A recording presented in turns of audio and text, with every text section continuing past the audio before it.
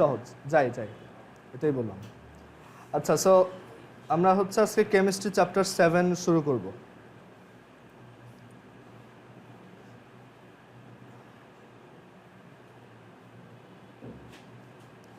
Chemistry chapter 7 হচ্ছে chemical reactions বা রাসায়নিক বিক্রিয়া। তো আমরা এখানে বেশ কিছু নিউ আইডিয়া শিখবো যেগুলো আমরা আগের চ্যাপ্টারগুলোয় দেখি নাই। তো এই চ্যাপ্টারটা হচ্ছে কেমিক্যাল রিয়াকশনস আর রাসায়নিক বিক্রিয়া আর কি। তো এখানে শুরুতেই আমরা রিয়াকশনের প্রকারভেদ দেখব, যে রিয়াকশন কি টাইপের হয়ে থাকে। তো রিয়াকশনের ক্লাসিফিকেশন অ্যাকচুয়ালি অনেকভাবে করা যায়। তো শুরুতে আমরা রিয়াকশনের যে ক্লাসিফিকেশনটা দেখব সেটা হচ্ছে ডিরেকশনের বেসিসে। রিয়াকশন ক্লাসিফিকেশন বা বিক্রিয়ার প্রকারভেদ, এটা হচ্ছে according to direction of reaction.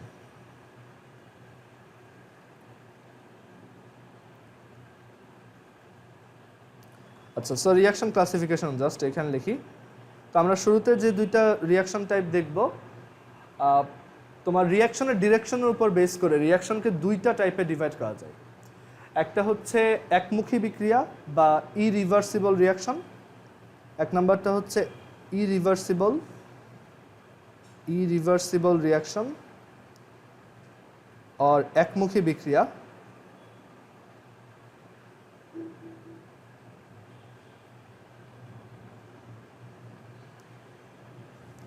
এগুলোর ডেফিনেশন আমরা দেখব, এক্সাম্পলও দেখব। আর সেকেন্ডটা হচ্ছে রিভার্সিবল রিয়াকশন বা উভমুখী বিক্রিয়া। রিভার্সিবল রিয়াকশন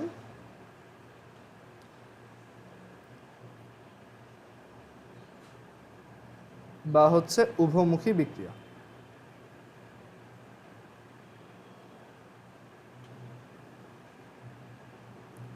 আচ্ছা, সো ইরিভার্সিবল রিয়াকশন বলতে কি বোঝায় আর রিভার্সিবল বলতে কি বোঝায়?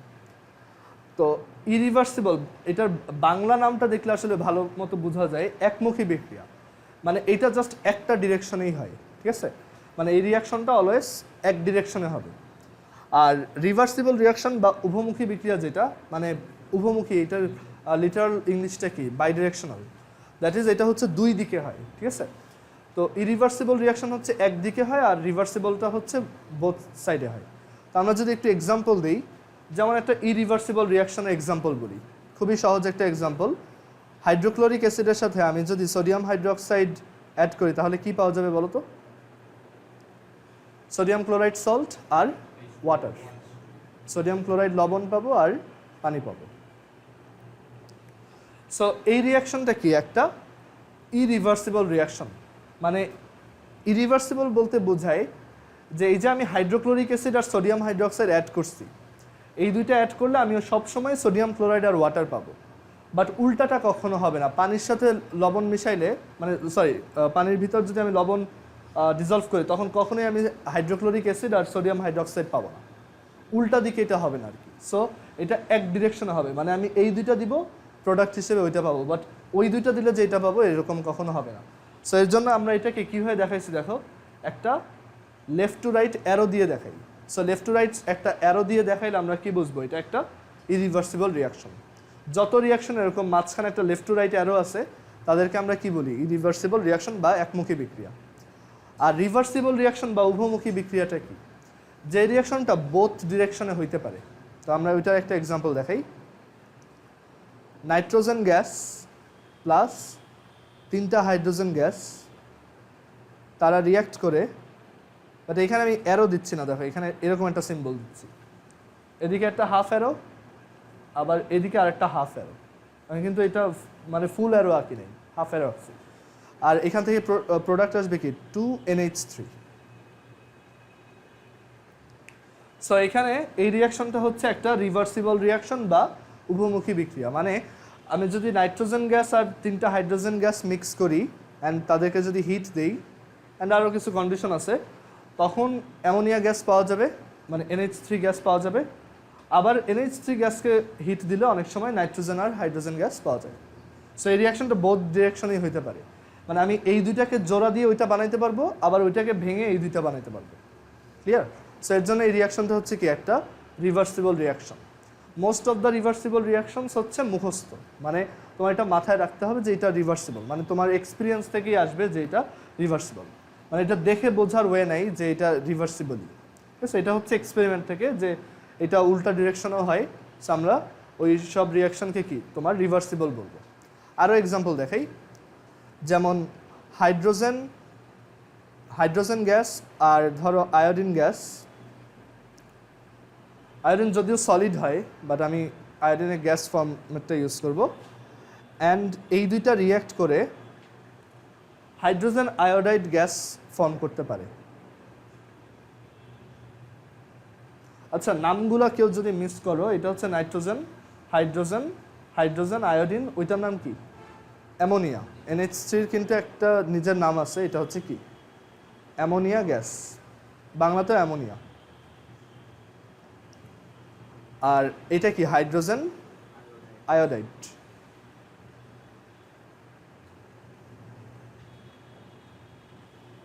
সো এইটাও একটা রিভার্সিবল রিয়াকশন। দ্যাট ইজ, আমি যদি হাইড্রোজেন আর আয়োডাইডকে জোড়া দিই বা রিয়াকশন করে, তখন হাইড্রোজেন আয়োডাইড পাবো, আবার হাইড্রোজেন আয়োডাইডকে ভেঙে এই দুইটা পাওয়া পসিবল। সবাই বুঝছো এটা, এই রিভার্সিবল রিয়াকশন জিনিসটা? ক্লিয়ার? সো ইরিভার্সিবল রিয়াকশন আর রিভার্সিবল রিয়াকশনের এক্সাম্পল দেখলাম। এখন আমরা তাদের মানে ফর্মাল ডেফিনেশনে আসি, মানে পরীক্ষায় যদি তোমাকে এটা ডেফিনেশন লিখতে বলে কীভাবে লিখবো? সো প্রথমে হচ্ছে ইরিভার্সিবল রিয়াকশন বা একমুখী বিক্রিয়া।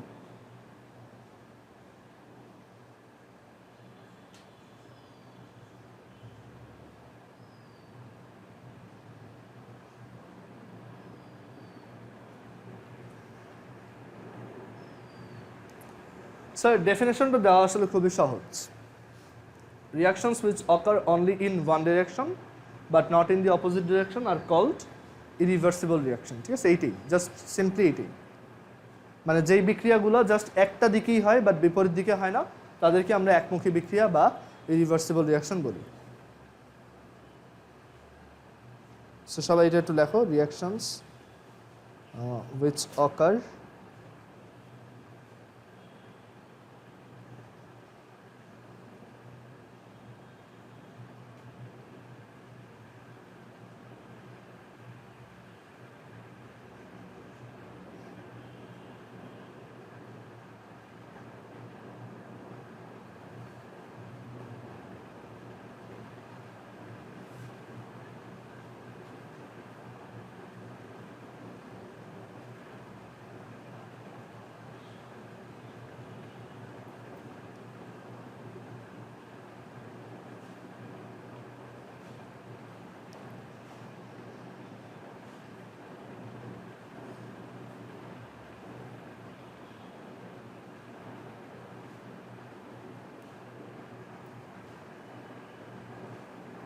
ক্লিয়ার? অ্যান্ড এটার এক্সাম্পল হচ্ছে ওই যে হাইড্রোক্লোরিক, মানে ওরকম আরও অনেক আছে, আমি আরও একটা দেখাই। ধরো ক্যালসিয়াম কার্বনেট প্লাস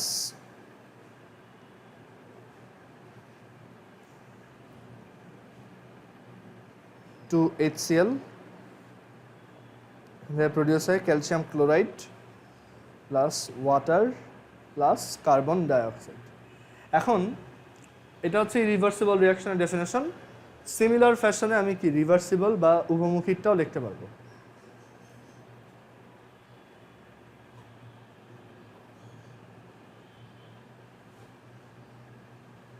বেশি ইম্পর্টেন্ট হচ্ছে রিভার্সিবলটা, ঠিক আছে? ইরিভার্সিবলটা আসলে অত ইম্পর্টেন্ট না, আমাদের মেইন পড়াশোনা এই চ্যাপ্টারে রিভার্সিবল রিয়াকশন নিয়ে।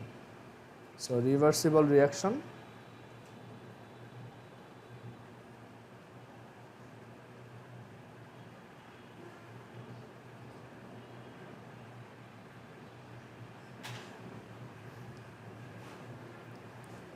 So reversible reaction এর definition হচ্ছে reactions which can occur in both directions are called reversible reaction, মানে যে রিয়াকশনগুলো দুই দিকেই হইতে পারে তাদেরকে আমরা রিভার্সিবল রিয়াকশন বলি।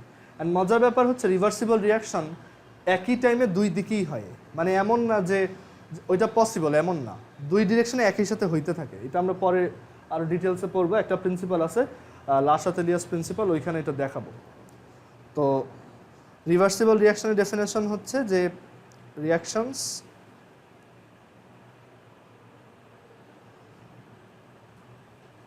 which occur in both directions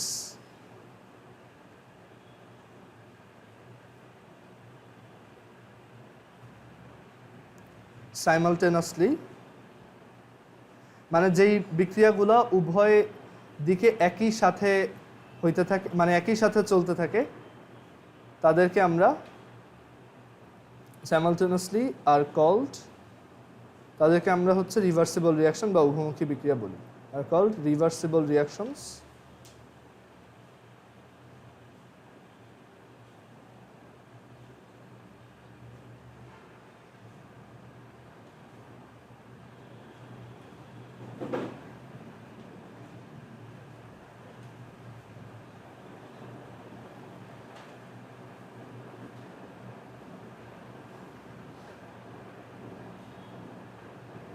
clear? So যেই রিয়াকশনগুলো দুই ডিরেকশনে একই সাথে হইতে থাকে তাদেরকে আমরা রিভার্সিবল রিয়াকশন বলি, ঠিক আছে? সো এটার এক্সাম্পল আমরা বেশ কয়েকটা আগে দেখাইছি, আরও একটা দেখাই।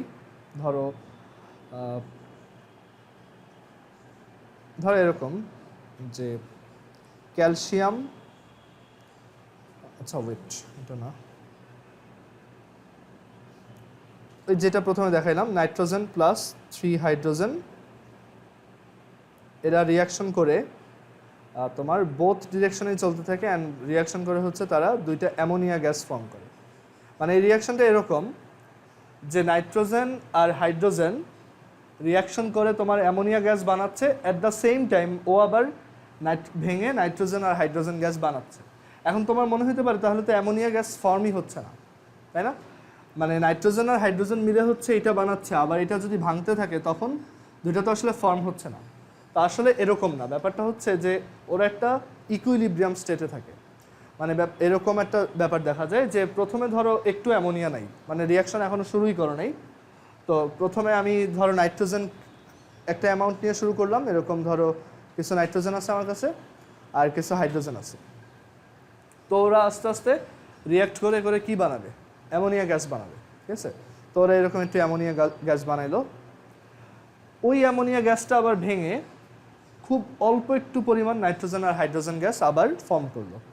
মানে এখানে এই যে নাইট্রোজেন গ্যাস এখান থেকে একটু কমে গেছে ধরো, আর হাইড্রোজেন গ্যাস এখান থেকে একটু কমে গেছে, বাট এইখান থেকে এই যে অ্যামোনিয়া গ্যাসটা ফর্ম হইলো সেইটার আবার খুব ছোট একটা পোর্শন ভেঙে নাইট্রোজেন আর হাইড্রোজেন ফর্ম করবে।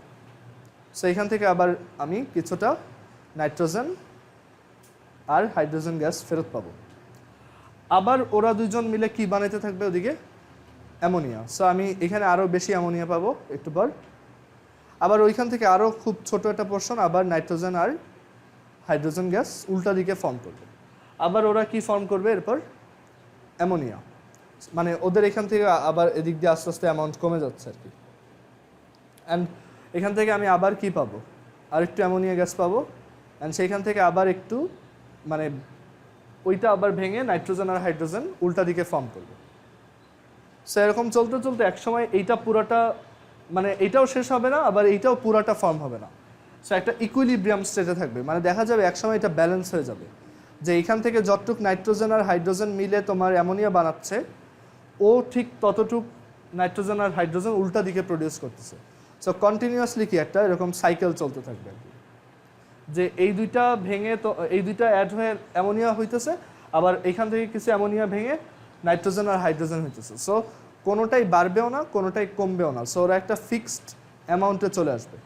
সো এটাকে আমরা বলি ইকুইলিব্রিয়াম। তো এটা আমরা সামনে পড়বো, এটা জাস্ট আজকে একটু বলার জন্য বললাম যে রিভার্সিবল রিয়াকশন বা উভমুখী বিক্রিয়ার খুবই ইম্পর্ট্যান্ট একটা পার্ট হচ্ছে ইকুইলিব্রিয়াম, বুঝছো?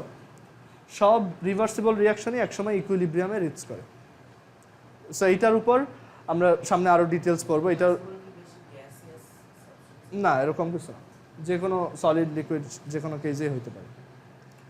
সো এখানে আমরা দেখব যে এক সময় ওরা ইকুইলিব্রিয়ামে রিচ করবে, মানে এখানে নাইট্রোজেন আর হাইড্রোজেন মিলে যতটুকু অ্যামোনিয়া বানাবে ও ওই পুরো অ্যামোনিয়াটা আবার ঠিক মানে ভেঙে গিয়ে ততটুকু নাইট্রোজেন হাইড্রোজেনই বানাবে। সো একটা এরকম সাইকেল চলবে, রিয়াকশনটা কিন্তু থেমে যাবে না।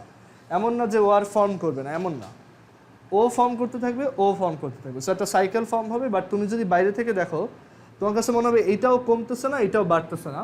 সো তোমার কাছে চোখে দেখে মনে হবে যে এই রিয়াকশনটা মনে হয় থেমে গেছে, বাট আসলে কিন্তু থামে নাই, ও কিন্তু ভিতরে ঠিকই চলতেছে। বুঝতে পারছো? এটা হচ্ছে আইডিয়া। সো আমরা এই ইকুইলিব্রিয়াম বা এটাকে বাংলায় সাম্যাবস্থা বলে, তো আমরা এটার সামনে দেখব।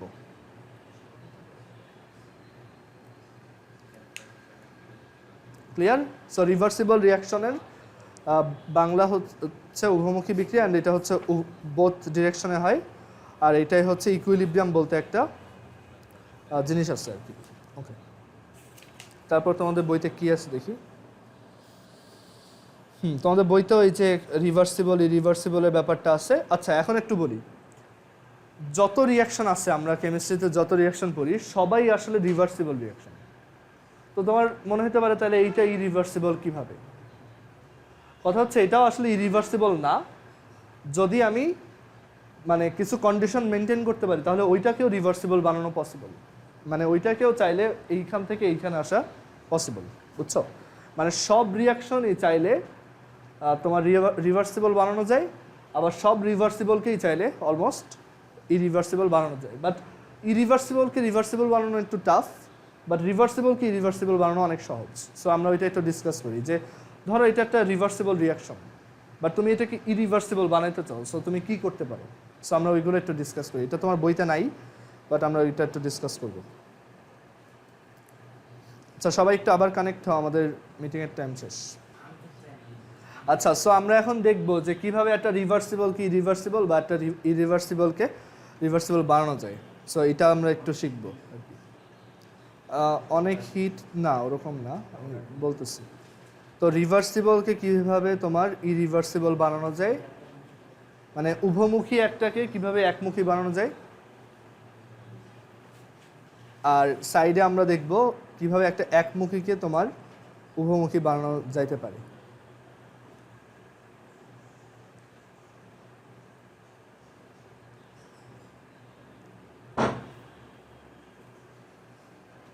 আচ্ছা, তো ফার্স্টে আমরা ইরিভার্সিবল থেকে রিভার্সিবলে একটা সহজ টেকনিক বলি। যে কোনো ইরিভার্সিবল রিয়াকশনকে তুমি যদি একটা ক্লোজড কন্টেনারের মধ্যে করো তখন সেটা রিভার্সিবল হয়ে যাওয়ার চান্স অনেক বেড়ে যায়। সো তোমার যেটা করতে হবে, একটা ক্লোজড কন্টেনার ইউজ করতে হবে।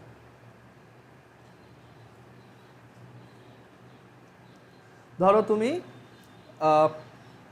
এখানে যে তোমার এটাও সবসময় কাজ করে না, বাট অনেক সময় কাজ করে, এর জন্য এটা একটা প্রসেস যে আমরা এখানে এই যে রিয়াকশনটা করতেছি, তো এই রিয়াকশনটায় এই ওয়াটার হচ্ছে লিকুইড আর কার্বন ডাইঅক্সাইড হচ্ছে গ্যাস। সো আমি যদি একটা খোলা জায়গায় এটা করি, কার্বন ডাইঅক্সাইড গ্যাসটা কি বের হয়ে চলে যাবে, পানিটা থেকে যাবে আর এটা থেকে যাবে। বাট আমি যদি কার্বন ডাইঅক্সাইডটাকে না যেতে দিই, এটা যদি আটকায় রাখি, তখন কার্বন ডাইঅক্সাইডটা এই পানির সাথে মিলে আবার কি ফর্ম করবে, কার্বনিক অ্যাসিড H2CO3, ওইটার সাথে আবার ক্যালসিয়াম ক্লোরাইড রিয়াক্ট করে এই দুইটা জিনিস বানাবে। বুঝতে পারছো? সো ক্লোজড বা আবদ্ধ একটা জায়গায় একটা বিক্রিয়া করলে সেটা রিভার্সিবল হয়ে যায় অনেক সময়, সব সময় না, ওইটা একটা ভালো টেকনিক হিসেবে কাজ করে। বুঝতে পারছো সবাই? আর আসলে সব রিয়াকশনই কিছুটা রিভার্সিবল, মানে একটা রিয়াকশন এই দিকে হইতে পারলেও উল্টা দিকেও হইতে পারে, এটা মানে অলওয়েজই হয়। বাট ওই যে আমরা অনেক সময় ক্লোজড কন্টেনার ইউজ করি না, অথবা তোমার কিছু কম্পাউন্ড হচ্ছে তোমার সলিড হয়ে নিচে তলানি হিসেবে জমা হয়ে যায়, তো এই জন্য দেখা যায় যে আমাদের এই রিয়াকশনগুলো ইরিভার্সিবল হয়ে যায়। বাট মানে একদম মানে জন্মগতভাবে সব রিয়াকশনই কি রিভার্সিবল রিয়াকশন, মানে উল্টা দিকেও হইতে পারে। তুমি হাইড্রোজেন আর অক্সিজেন মিলায়ে পানি বানাবা, পানিকে ভাঙলে আবার হাইড্রোজেন অক্সিজেন ঠিকই পাবা, ঠিক আছে? বাট ওইটার জন্য তোমার প্রপার কন্ডিশন মেনটেন করা লাগবে, ঠিক আছে? আমি হাইড্রোজেন আর অক্সিজেন মিক্স করলে যেমন পানি হয়ে যাবে, পানি কখনো নিজে নিজে ভেঙে হাইড্রোজেন অক্সিজেন হবে না। বাট বানানো পসিবল যদি আমি প্রপারলি হিট দেই বা প্রপারলি তোমার প্রপার কন্ডিশনগুলো মেনটেন করি, ঠিক আছে? তো এটাই আইডিয়া যে আমরা একটা রিভার্সিবল রিয়াকশন বা ইরিভার্সিবল রিয়াকশনকে চেঞ্জ করতে পারি। সো ইরিভার্সিবলকে রিভার্সিবল বানানোর একটা ওয়ে হচ্ছে ক্লোজড কন্টেনার, এই একটাই ওয়ে আছে, ঠিক আছে? আর কোনো ওয়ে নেই। আর এই রিভার্সিবলকে কীভাবে ইরিভার্সিবল বানানো যায়, মানে একটা রিয়াকশন দুই ডিরেকশনেই হয়, বাট আমি এক ডিরেকশনে রাখতে চাই, মানে আমি চাই না উল্টা দিকে আসুক। হ্যাঁ, তো এটা হচ্ছে প্রথম আইডিয়া হচ্ছে ওপেন কন্টেইনার ইউজ করব। না, এটা তো কমন সেন্স। ক্লোজড, ওইটা ক্লোজড হলে এটা তো ওপেনই হবে। Open container. আরেকটা ব্যাপার হচ্ছে যে রিভার্সিবল রিয়াকশনে যেহেতু এটা দুই ডিরেকশনেই হয়, তো আমি যদি রিভার্সিবল রিয়াকশনে যে কোনো একটা সাইডের প্রোডাক্ট আস্তে আস্তে উঠাই নিই, তখন কি উল্টা দিকে রিয়াকশনটা হইতে পারবে? ধরো হাইড্রোজেন আর আয়োডিন মিলে হচ্ছে, ধরো এই যে হাইড্রোজেন আর আয়োডিন মিলে হচ্ছে তোমার হাইড্রোজেন আয়োডাইড ফর্ম করতেছে, ঠিক আছে, এটা ফর্ম করতেছে। সো যখনই হাইড্রোজেন আর আয়োডিন মিলে হাইড্রোজেন আয়োডাইড ফর্ম করতেছে, আমি এইখান থেকে হাইড্রোজেন আয়োডাইড যদি সরাই নেই, তখন কি আর রিয়াকশনটা হবে? সো এইটা একটা ওয়ে যে তোমার eliminate product from the reaction place. যেখানে এই রিয়াকশনটা করতেছো সেইখানে হাইড্রোজেন আয়োডাইড এই যে প্রডিউস হচ্ছে বা যেই প্রোডাক্টটা তুমি পাইতেছো বা যেই উৎপাদটা পাইতেছো সেইটা সরাই ফেলবা। হ্যাঁ, ওইটাই। সো ওইটা দিয়ে আবার হাইড্রোজেন আয়োডাইড ফর্ম হবে, অ্যান্ড আমি ওইটা খালি এখান থেকে সরাইতে থাকবো। মানে ধরো এখানে কিছু একটা জিনিস প্রডিউস হইতেছে, ঠিক আছে, প্রডিউস হওয়ার সাথে সাথেই ওইটা আমি অন্য জায়গায় পাঠিয়ে দিতেছি। সো এটা হচ্ছে eliminate product from reaction place or move the product from reaction place. এটা একটা ওয়ে। এটা এগুলো বইতে নাই, জাস্ট কনসেপ্টগুলো বোঝানোর জন্য।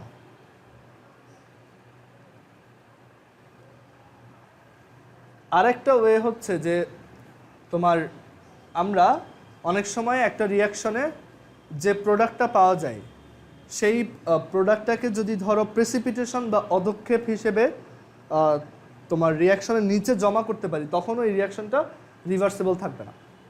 মানে যেটা বোঝাতে চাচ্ছি এরকম,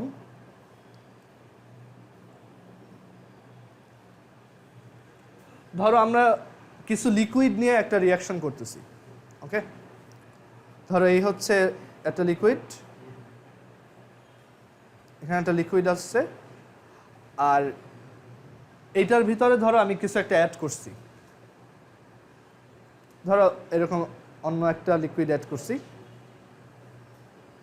এখন এই দুইটা মিক্স হয়ে ধরো কিছু একটা নতুন বানাইলো, বাট ওইটা আবার যদি রিভার্সিবল রিয়াকশন হয়, ওইটা আবার ভেঙে তোমার এই দুইটা জিনিস আবার বানাবে না, বুঝতে পারছো? সো আমি যদি এটা প্রিভেন্ট করতে চাই, আমি যেটা করব, এখানে যে জিনিসটা নতুন তৈরি হবে সেটাকে যদি আমি সামহাউ নিচে জমা করতে পারি, তখন ওই রিয়াকশনটা আর হবে না। মানে নিচে জমা করে ওইখান থেকে সরাই ফেললাম, মানে এটাও ওই এলিমিনেট প্রোডাক্টসের আন্ডারেই পড়ে। যে এখানে যা প্রডিউস হবে, ধরো এখান থেকে আমি বললাম যে এখানে হচ্ছে সোডিয়াম ক্লোরাইড প্রডিউস হতেছে সামহাউ, সো আমি সোডিয়াম ক্লোরাইডকে নিচে তলানি হিসেবে জমা করে ওইটা সরাই ফেললাম, যাতে ওই রিয়াকশনটা উল্টা দিকে আর না হইতে পারে, বুঝতে পারছো? সো এইভাবে আমরা রিভার্সিবলকে রিভার্সিবল বানাইতে পারি। মানে সহজ আইডিয়া হচ্ছে, যেহেতু দুইটা ডিরেকশনেই হয়, সো আমি যে কোনো একটা ডিরেকশনের জিনিসটাকে সরাই ফেলবো, মানে রিয়াকশন হবে আর আমি ওইখান থেকে আস্তে আস্তে ওইটা সরাই ফেলবো, তখন আমার এটা দুইটা ডিরেকশনে আর হবে না, বুঝছো? মানে এখানে ধরো আমি একটা লিকুইড আর তার ভিতর অন্য কিছু একটা মিক্স করে সোডিয়াম ক্লোরাইড পেয়েছি, বাট ওই সোডিয়াম ক্লোরাইডগুলোকে আমি নিচে আলাদা করে সরাই ফেলছি, তো তখন এটা আর উল্টা দিকে হওয়ার চান্স পাবে না, ঠিক আছে? এইটা একটা ওয়ে। সো এই হচ্ছে রিভার্সিবল ইরিভার্সিবলের আইডিয়া, বাট সব রিয়াকশনই ইন রিয়ালিটি রিভার্সিবল রিয়াকশন, ওকে? মানে সে অ্যাকচুয়ালি রিভার্সিবল, বাট এনভায়রনমেন্টের কারণে ইরিভার্সিবলের মতো অ্যাক্ট করতেছে। ক্লিয়ার? যেমন পানিকে জমাইলে কি হয়, বরফ হয়, সিমিলারলি বরফ আবার গলে কি হইতে পারবে, ওয়াটার। সো এগুলো অ্যাকচুয়ালি রিভার্সিবল প্রসেস। মানে সব প্রসেসই তুমি উল্টাভাবে করতে পারবে আবার। মানে যে কোনো ফিজিক্যাল প্রসেস তুমি একদিকে যেটা করছো হিট অ্যাপ্লাই করে হিট এলিমিনেট করলে ওইটা আবার উল্টা দিকেও করানো পসিবল, ওকে? সো এটা হচ্ছে আমাদের রিভার্সিবল ইরিভার্সিবলের আইডিয়া। তো এখন আমাদের আরেকটা ইম্পর্ট্যান্ট পার্ট শুরু হবে এই চ্যাপ্টারে, যেটা হচ্ছে তোমার মানে এই চ্যাপ্টারটা আসলে অনেকগুলা চ্যাপ্টারের একটা কম্বিনেশন। তো এটা হচ্ছে এখন আমরা পড়ব থার্মোকেমিস্ট্রি, মানে হিটের উপর বেস করে তোমার রিয়াকশনকে কিভাবে ক্লাসিফাই করা যায়। থার্মো নামটা শুনে কি মনে হচ্ছে? হিট রিলেটেড, তাই না? তাপমাত্রা রিলেটেড। সো আমরা এখন হচ্ছে থার্মোকেমিস্ট্রির কনসেপ্টগুলো দেখব। তোমাদের এক্সামের সিলেবাসে যতটুকু আছে আমি ওইগুলোই দেখাচ্ছি, ক্লিয়ার? আর এগুলো পরে আমরা আরও ডিটেলসে দেখব। তো থার্মোকেমিস্ট্রির আন্ডারে বলা হয় যে তোমার রিয়াকশন হচ্ছে দুই টাইপের, একটা হচ্ছে এন্ডোথার্মিক আর একটা হচ্ছে এক্সোথার্মিক। সো আমরা এখানে লিখি যে থার্মোকেমিস্ট্রি অনুযায়ী রিয়াকশনের টাইপ হচ্ছে দুইটা, একটা হচ্ছে এক্সোথার্মিক, এক্সোথার্মিকের বাংলা হচ্ছে তাপ উৎপাদী বিক্রিয়া,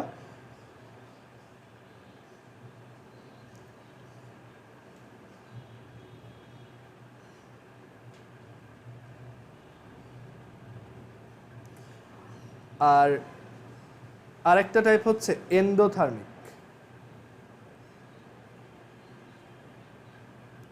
দুইটা আইডিয়া খুবই সহজ, জাস্ট তুমি নাম দেখেই বলে দিতে পারবা কোনটা কি। বাট এখানে অনেক কিছু পড়ার আছে, আমরা ওইগুলো আস্তে আস্তে দেখব। এটা নিয়ে আমরা ডিটেলসে পড়বো চ্যাপ্টার 8-এ। এই পোর্শনটা যে তাপ উৎপাদী বিক্রিয়া, তাপহারী বিক্রিয়া, এক্সো আর এন্ডো, এই দুইটা চ্যাপ্টার 8-এ আরও ডিটেলস আছে, ওইখানে আমরা দেখব। এই চ্যাপ্টারে আমরা জাস্ট এটার ডেফিনেশনগুলো পড়ব বা কী কী রিয়াকশন এরকম সেগুলো দেখব। তো আইডিয়াটা খুবই সহজ। এটার নাম কি? তাপ উৎপাদী বিক্রিয়া বা এক্সোথার্মিক রিয়াকশন। মানে এই রিয়াকশনগুলায় হিট প্রডিউস হয়, এই রিয়াকশনটা করলে তোমার চারপাশ গরম হয়ে যাবে, এটাই হচ্ছে এক্সোথার্মিক। আর এন্ডোথার্মিক রিয়াকশন হচ্ছে তাপহারী বিক্রিয়া, মানে এই রিয়াকশনটা হচ্ছে বাইরে থেকে হিট অ্যাবজর্ব করে। সো এটা তুমি যেই পটের ভিতর করবা বা যেখানে করবা সেই কন্টেনারটা ঠান্ডা হয়ে যাবে, ঠিক আছে? হ্যাঁ বলো। চুন, হ্যাঁ ওইটাই বলতেছি, ওটা হচ্ছে এক্সোথার্মিক, ঠিক আছে? এটাই আমাদের এক্সাম্পল হিসেবে আমরা দেখাবো যে তুমি পানির ভিতরে যদি চুন মিক্স করো, চুন চিনো তো সবাই, তাহলে দেখবা যে ওই পানিটা গরম হয়ে গেছে, ঠিক আছে?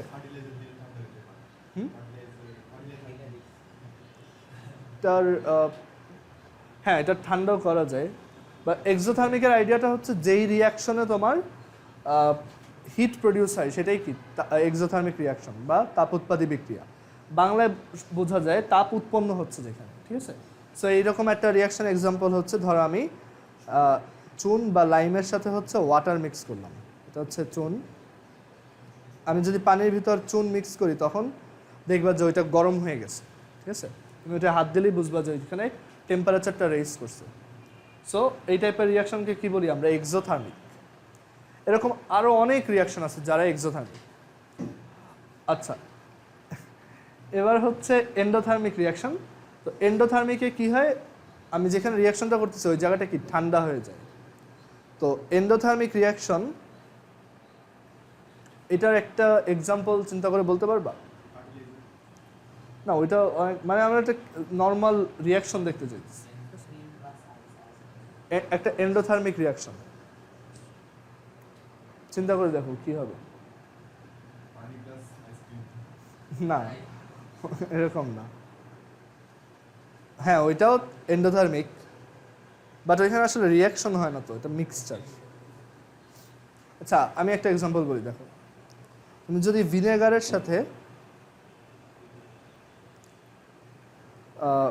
সাথে তুমি যদি বেকিং সোডা মিক্স করো বা বেকিং পাউডার, বাসায় ভিনেগার সবাই পাবা, বেকিং পাউডারও থাকে সবার বাসায়। সো এইটা মিক্স করলে দেখবা যে ওই মিক্সচারটা বেশ ঠান্ডা হয়ে গেছে, ঠিক আছে? মানে নর্মালি যতটুক থাকার কথা তার থেকে অনেক ঠান্ডা হয়ে গেছে। সো এই টাইপের রিয়াকশনকে আমরা কি বলি? এন্ডোথার্মিক বা তোমার তাপহারী বিক্রিয়া, মানে তাপ হারায়। সো এটা কি ঠান্ডা হয়ে যায়, তাপ হারায় না, মানে মানে ওর তাপমাত্রা কমে যায়, এটা বোঝাচ্ছে, ঠিক আছে? সো এক্সোথার্মিক আর এন্ডোথার্মিক ডিটেলস আমরা কোন চ্যাপ্টারে পড়বো? চ্যাপ্টার 8-এ। তারপর আমরা এখানে ডেফিনেশনটা লিখবো, বইতে যেহেতু আছে সেটা লিখি। এক্সোথার্মিক আর তাপ উৎপাদী বিক্রিয়া।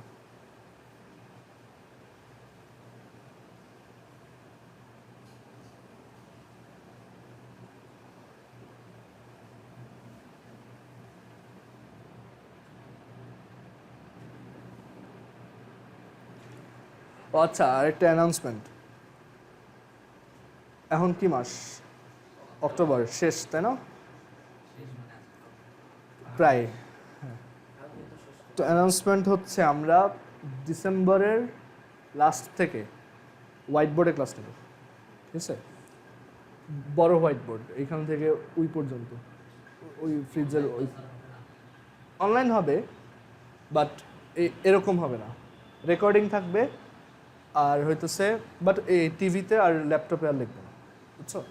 জুমে থাকবে আর হচ্ছে তোমার হ্যাঁ ওই ওয়েবক্যাম দিয়ে দেখাবো। হ্যাঁ, তো এইখান থেকে মোটামুটি ওই পর্যন্ত বোর্ড আর এখানে ল্যাপটপ রাখবো, এরকম আইডিয়া। এইভাবে ভালো, বাট কথা হচ্ছে আমার অন্য ব্যাচে ওইটা করা লাগছে, তো টিভি এখান থেকে খোলা লাগবে আর কি, বুঝছো? আর সেকেন্ড ইয়ারের যে ব্যাচ আছে আমার, ওদের হোয়াইট বোর্ডে দেখানো লাগবে আর কি, আচ্ছা? তো এর জন্য আর আসলে এইটারও অনেক ঝামেলা আছে। ঝামেলা হইতেছে কি, লেখা কষ্ট, মানে হ্যাঁ ওইটা তো, বাট সেমই তো, আমার তো এখানেই লেখা লাগবে। ও হ্যাঁ, ওইটা করা যেত।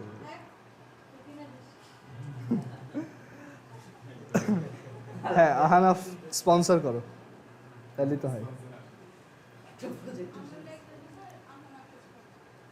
হোয়াইট বোর্ডে লিখতে আরাম আর তাড়াতাড়ি লেখা যায়, আর রেকর্ডিংও থাকবে, আর সবই মানে সবই সেম, জাস্ট ব্ল্যাক বোর্ডের জায়গায় হোয়াইট বোর্ড। আচ্ছা, এক্সোথার্মিক রিয়াকশন বা তাপ উৎপাদী বিক্রিয়ার হচ্ছে তোমার ডেফিনেশনটা হচ্ছে এরকম যে আরেকটা ব্যাপার, জাস্ট পিডিএফ থাকবে না, ঠিক আছে? বাট সবই বাকি সব পিডিএফ কেউ লাগেও না আসলে। হ্যাঁ, সো এক্সোথার্মিক রিয়াকশনের ডেফিনেশন হচ্ছে reactions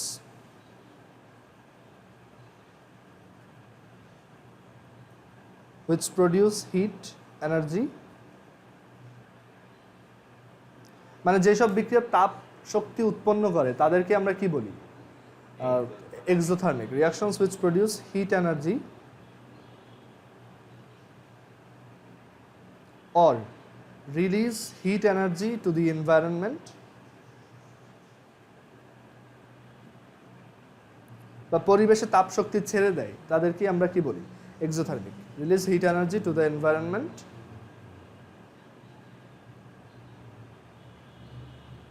is called exothermic reaction.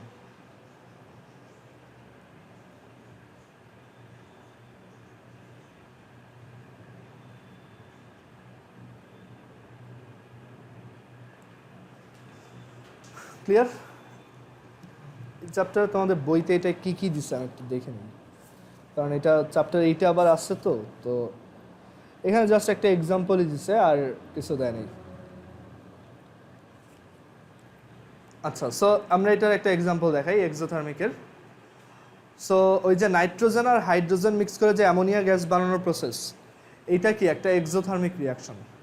So এই রিয়াকশনটা একটা এক্সাম্পল হিসেবে দেওয়া যায় যে নাইট্রোজেন গ্যাস আর 3টা হাইড্রোজেন গ্যাস মিলে আমরা যদি অ্যামোনিয়া গ্যাস বানাই, এটা একটা রিভার্সিবল রিয়াকশন অবশ্য।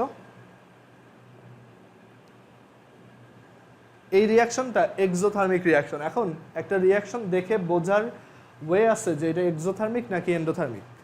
তো সেটার জন্য রিয়াকশনের পাশে একটা ছোট নাম্বার লেখা থাকে।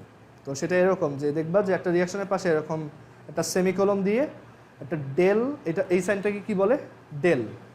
Del H is equal to কোনো একটা মাইনাস ভ্যালু দেওয়া থাকে, ঠিক আছে? মানে del H is equal to একটা মাইনাস ভ্যালু। তো এই রিয়াকশনটার জন্য এই ভ্যালুটা হচ্ছে -92 কিলোজুল। না, বাট এইটা জাস্ট বোঝালাম যে একটা রিয়াকশনের পাশে তুমি যদি del H is equal to minus something দেখো, তাহলেই বুঝবা যে ওইটা একটা এক্সোথার্মিক রিয়াকশন, বুঝছো? কোনো একটা রিয়াকশনের পাশে তুমি যদি দেখো যে এরকম একটা মাইনাস সামথিং আছে ডেল এইচ, তাহলে বুঝবা যে এটা একটা এক্সোথার্মিক রিয়াকশন। আর যদি পজিটিভ সামথিং দেখো প্লাস সামথিং, তাহলে বুঝবা এটা একটা এন্ডোথার্মিক রিয়াকশন। এই মাইনাসটা দিয়ে কি বোঝায় জানো? এটা বোঝায় যে এইখান থেকে 92 কিলোজুল হিট বাইরে বের হয়ে যাচ্ছে, বুঝছো? এই রিয়াকশনটা যখন আমি করতেছি এটা কি এক্সোথার্মিক, মানে এটা হিট এনার্জি প্রডিউস করে বা বাইরে হিট এনার্জি ছাড়ে, ঠিক আছে? সো আশেপাশে এর জন্য গরম হয়ে যায়। সো এই রিয়াকশনটা হইলে এতখানি হিট এনার্জি বাইরে বের হচ্ছে, এর জন্য মাইনাস দিছি, মাইনাস মানে কমে মানে বাইরে যাচ্ছে আর কি, ঠিক আছে। আচ্ছা, এখানে একটা কমন কনফিউশন যেটা লাগে, মানে আমারও যেটা লাগতো, যে আমরা যখন এখানে 92 কিলো জুল লিখলাম, বলতেছি এটা বের হয়ে যাচ্ছে, তাহলে ঠান্ডা হয়ে যাওয়ার কথা না? বাট আসলে তা না, ভিতর থেকে ওর এনার্জি বের হয়ে আসছে যেটা হিট। তো ওই এনার্জিটা অ্যাবজর্ব করছে কে? সারাউন্ডিংস বা ওকে যে কন্টেইনারে করা হয়েছে সেটা। সো এর জন্য ওই জায়গাটা কী থাকবে? গরম হয়ে থাকবে। আর এন্ডোথার্মিকে হয় ঠিক উল্টা, সারাউন্ডিং থেকে হিট নিয়ে ও নিজে গরম হয়। বুঝতে পারছো? ওকে। সো এক্সোথার্মিকে হচ্ছে ও হিট ছেড়ে দেয়, দ্যাটস ওয়াই ওর চারপাশ গরম হয়ে যায়। ক্লিয়ার? একটা কন্টেইনারে ধরো এই রিয়াকশনটা করলাম, ও হিট ছেড়ে দিল 92, ওই কন্টেইনারটা এই হিটটা অ্যাবজর্ব করছে, সো কী হয়ে যাবে? এখন গরম হয়ে যাবে না? বুঝতে পারছো? আচ্ছা, আর এন্ডোথার্মিক রিয়াকশনের ব্যাপারে আসি।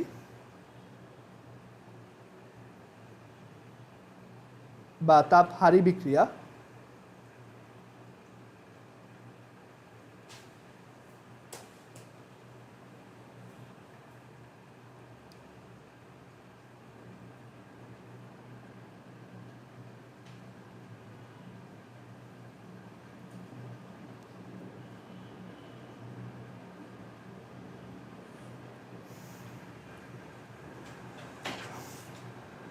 এন্ডোথার্মিক রিয়াকশনের কি বলছিলাম? হিট অ্যাবজর্বড হয়, ঠিক আছে। সো এখানে আমরা লিখি যে রিয়াকশনস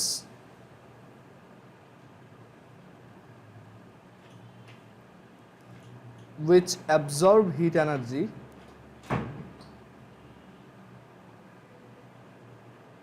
মানে ওর চারপাশে যত হিট ছিল ওই রিয়াকশনটা অ্যাবজর্ব করে ফেলছে বা শোষণ করে ফেলছে, তাহলে চারপাশে যা ছিল ওইগুলো কি হয়ে যাবে? ঠান্ডা হয়ে যাবে। So reactions which absorb heat energy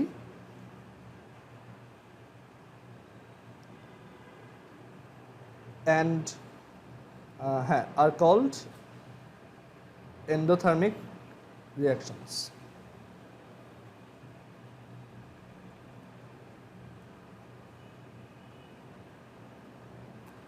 যেই বিক্রিয়াগুলায় বাইরে থেকে তাপ শক্তি শোষিত হয় তাদেরকে আমরা এন্ডোথার্মিক রিয়াকশন বলি।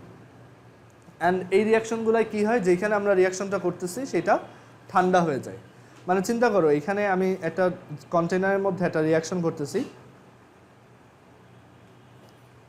সো এই রিয়াকশনটা কি চারপাশ থেকে কি করবে? হিট অ্যাবজর্ব করবে। সো ওই হিটগুলো ও এইখান থেকে অ্যাবজর্ব করবে, এই কন্টেনারের গা থেকে অ্যাবজর্ব করবে, সো কন্টেনারটা কি হয়ে যাবে? ঠান্ডা হয়ে যাবে, ঠিক আছে। তুমি যদি একটা কন্টেইনারের ভিতর পানির ভিতরে কিছু বরফ রেখে দাও, একটু পর কন্টেইনারটা ঠান্ডা হয়ে যায় না? কেন ঠান্ডা হয়? এটা কি এর জন্য যে ও বরফের সাথে লেগেছিল দেখে বরফের ঠান্ডাটা ওর ভিতর পাস হয়ে গেছে? না, বরফ ওর ভিতর থেকে হিট অ্যাবজর্ব করে বরফ আস্তে আস্তে গলে গেছে আর ও কি হয়ে গেছে? ওদিকে ঠান্ডা হয়ে গেছে। সো এন্ডোথার্মিকের আইডিয়াটাও সেম, যে আমার ভিতরে যারা রিয়াকশন করতেছে তারা হিট এনার্জি অ্যাবজর্ব করছে, দ্যাটস ওয়াই যেখানে করতেছে সেই জায়গাটাই ঠান্ডা হয়ে গেছে। আর এখানে হচ্ছে উল্টা, যাদের রিয়াকশন করাচ্ছে তারা হিট ছেড়ে দিছে, দ্যাটস ওয়াই আমি যেখানে রিয়াকশনটা করতেছি, যেই কন্টেইনার বা যেই পাত্রের মধ্যে করতেছি সেটা গরম হয়ে গেছে। ক্লিয়ার? আচ্ছা, এন্ডোথার্মিক রিয়াকশন দেখে চেনার উপায় কি? যে ওদের পাশে এরকম ডেলএইচ দিয়ে একটা পজিটিভ ভ্যালু দেখা থাকবে। তো আমরা এখানে লিখি এন্ডোথার্মিকের এক্সাম্পল। ধরো ওই ইসের ভিনেগারের ওই এক্সাম্পলটা যদি দেখাই,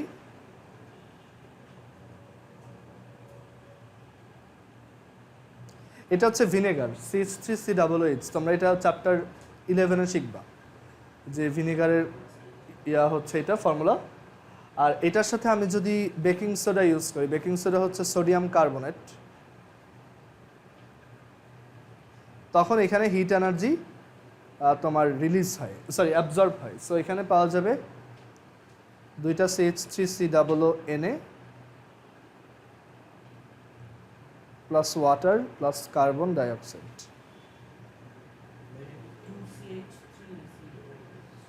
হ্যাঁ, বুঝছো?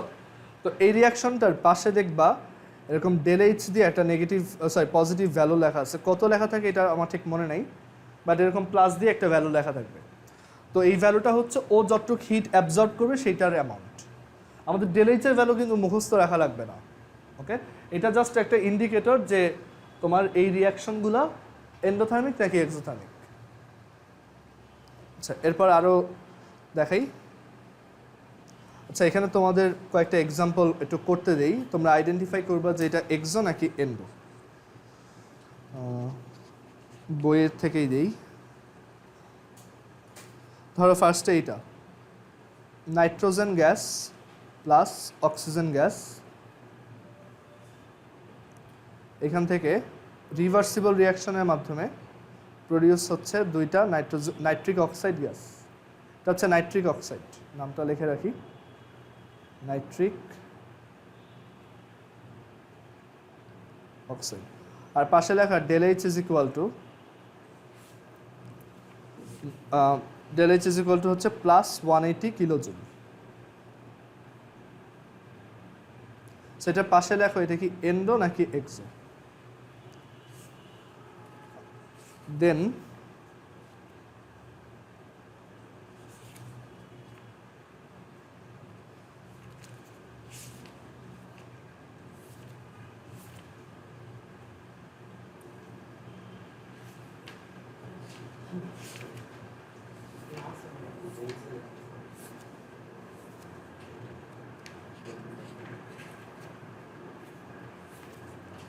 আচ্ছা, এরপর লেখো CH4 plus Cl2 is equal, এখান থেকে আসে CH3Cl প্লাস HCl। এই রিয়াকশনটা তোমরা চ্যাপ্টার 11-এ শিখবা। সো এইটার পাশে লেখা আছে ΔH ইজ ইকুয়াল টু, হ্যাঁ লেখা ΔH ইজ ইকুয়াল টু হচ্ছে মাইনাস 99 কিলোজুল।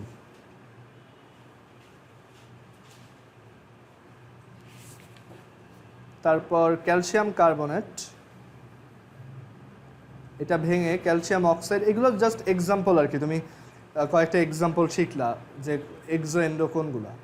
সো এখানে ক্যালসিয়াম কার্বনেট থেকে ক্যালসিয়াম অক্সাইড আর কার্বন ডাইঅক্সাইড প্রডিউস হয়, আর সেখানে ΔH হচ্ছে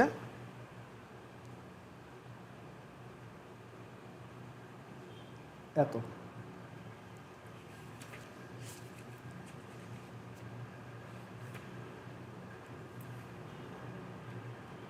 তারপর মিথেন গ্যাস তো সবাই চিনো।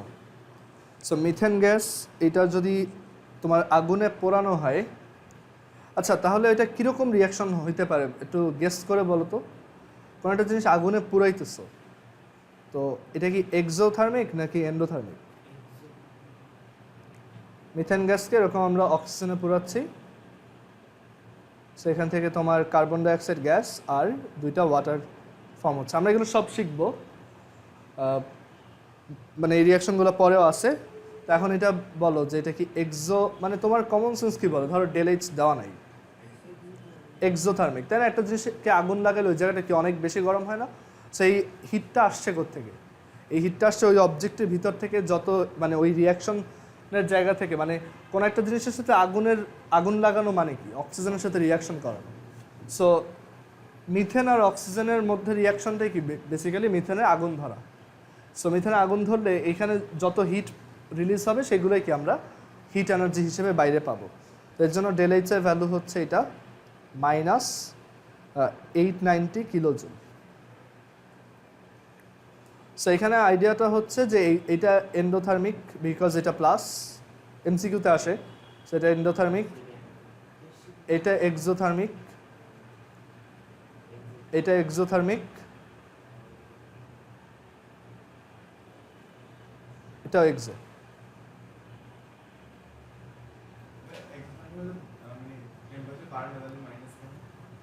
ও এইটা বুঝতে পারবা, আসলে এইটা টেম্পারেচারের সাথে রিলেটেড না, এটা আমরা চ্যাপ্টার 8-এ দেখাবো। এটা মানে হচ্ছে কি ΔH মানে ওর শেষ এনার্জি, মানে কোনো কিছু ডেল মানে কি চেঞ্জ, তাই না? যেমন ডেল অফ ইয়োর হাইট মানে কি তোমার হাইট কতটুক চেঞ্জ হয়েছে। তো এখন তোমার হাইট কতটুক চেঞ্জ হয়েছে এটা তুমি মাপবা কীভাবে? তুমি তোমার কারেন্ট হাইট নিবা আর তোমার 1 মাস আগের হাইট নিবা, তো ওই দুইটার মধ্যে ডিফারেন্স করলে কি তুমি তোমার ডেল হাইট পাবা। সো ΔH ওরকম, ΔH মানে হচ্ছে final energy minus initial energy. তো তোমার ফাইনাল এনার্জি হচ্ছে এই যে এই দুইজনের এনার্জি, আর ইনিশিয়াল এনার্জি কি এই দুইজনের এনার্জি। এখন আমরা কি বলছি, এক্সোথার্মিকে হচ্ছে এনার্জি বের হয়ে যায়। সো এনার্জি যদি বের হয়ে যায় তাহলে কি ওর এনার্জি বেশি নাকি ওর এনার্জি বেশি বলো তো? সেম কেন? এনার্জি যদি বের হয়ে যায়, মানে এখান থেকে যদি এনার্জি বের হয়ে যায়, হ্যাঁ না না, মানে যেটা বোঝাচ্ছি যে ধরো আমরা কি বলছি, এক্সোথার্মিকে হচ্ছে এইখান থেকে এনার্জিটা বের হয়ে আসে, রিলিজ করে, হিট এনার্জি রিলিজ হয় কোথায়? এক্সোথার্মিকে। এখন এই জায়গায় এইখান থেকে যদি এনার্জি বের হয়ে আসে অ্যান্ড তারপর যদি এইটা প্রডিউস হয়, তাহলে এনার্জি কার বেশি, ওর নাকি ওর? এখান থেকে যদি এনার্জি বের হয় এইখানে বেশি থাকবে। ধরো আচ্ছা ধরো তোমার একটা কন্টেইনারের ভিতর কিছু টাকা আছে, কিছু টাকা বের করে ফেলাই দিলে, এখন কন্টেইনারে বেশি এনার্জি না আগে বেশি টাকা ছিল? আগে বেশি ছিল। সো এইখানে বেশি টাকা না, মানে বেশি এনার্জি না এই যে লেফট সাইডে। সো এইখানে আমার ধরো আগে 50 জুল এনার্জি ছিল, কিছু এনার্জি আমি বাইরে বের করে দিচ্ছি, তো এখন আমার কাছে কত এনার্জি আছে? ধরো আমি 20 জুল বের করে দিচ্ছি, তাহলে এখন কত থাকবে? 30। সো ফাইনালি কত আছে? 30। প্রথমে কত ছিল? 50। 30 মাইনাস 50 কত? মাইনাস 20। 30 মাইনাস 50 কত? মাইনাস 20। সো আমার চেঞ্জটা কত? মাইনাস 20। এর জন্য ডেল এইচ এর ভ্যালু মাইনাস। বুঝছো? এটা চ্যাপ্টার এইটা আবার দেখবা, তখন ক্লিয়ার হবে যে কেন এটা মাইনাস।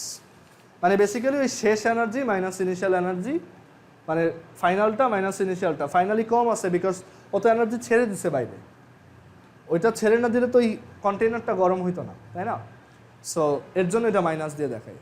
এটা ওই টেম্পারেচারের সাথে, এটা মানে আমিও প্রথমে ভাবতাম যে কেন কেমিস্ট্রি এটা মাইনাস দিয়ে দিল, ডেল এইচ তো প্লাস দিয়ে দিলেই হয়ে যেত, যে প্লাস হিট বাড়তেছে সো প্লাস।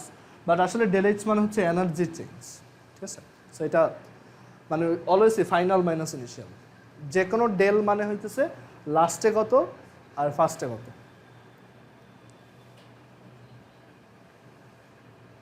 ধরো তোমার কাছে এখন 500 টাকা আছে, আর তুমি ধরো বাইরে খরচ করলো 300 টাকা।